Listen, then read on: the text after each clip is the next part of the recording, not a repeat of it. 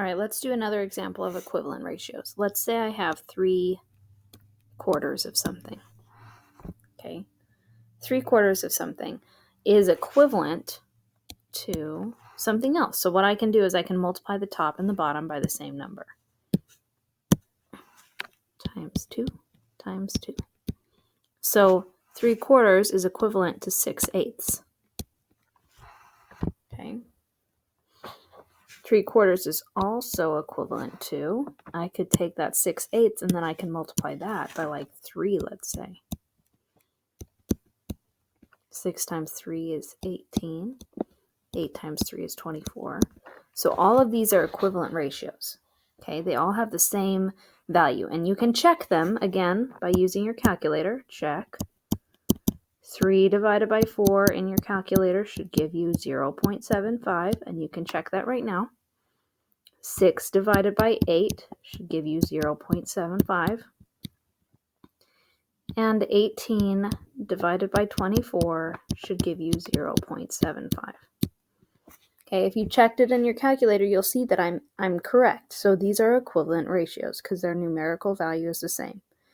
Okay, so then what we do in order to organize equivalent ratios,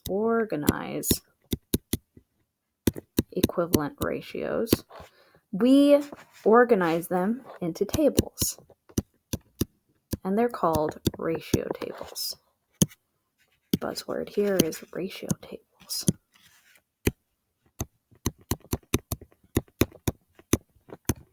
Okay, so I can create a table that's got 2 columns.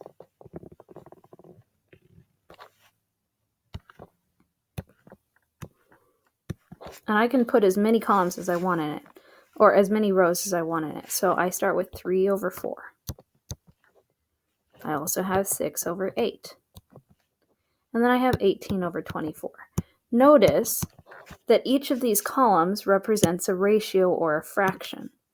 So here's my first ratio, 3/4. Here's my second ratio, 6/8.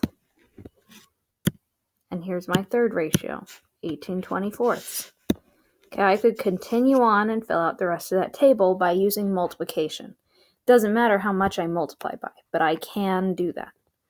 And it's a ratio table because each of these are equivalent. Each column is an equivalent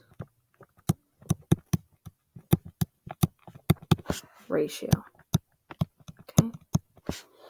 All right, so then I'm going to draw a ratio table, and we're going to see if we can fill it out. Okay, so I created this equivalent ratio table. The first ratio is 15/25, and it's given to me. Okay. So the second ratio right here is something 50ths. So I need to set it equal to something over 50. Okay, in order to find that second ratio, what I should do is I should figure out how do I get from 25 to 50? What do I have to do in order to get from 25 to 50? Think about it for a second. Well, 50 is twice as big as 25, so I could multiply by 2. 25 times 2 is 50. Which means on the top, in the numerator, I can also multiply by 2. Because all we're doing is creating equivalent fractions or equivalent ratios. And 15 times 2 is 30. So on the top should be a 30. So this is 30/50ths. Okay, that's how I got from 15/25 to 30/50ths. Okay. All right, so then, but what about this 15/25 to 45 over something? So I'm going to set that up again.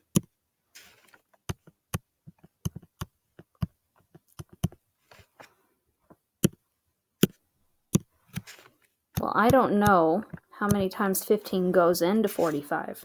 So another way that I can figure that out is I can do 45 divided by 15, and that will tell me how much I multiply by. 45 divided by 15 is 3, which means that I'm going to be multiplying by 3.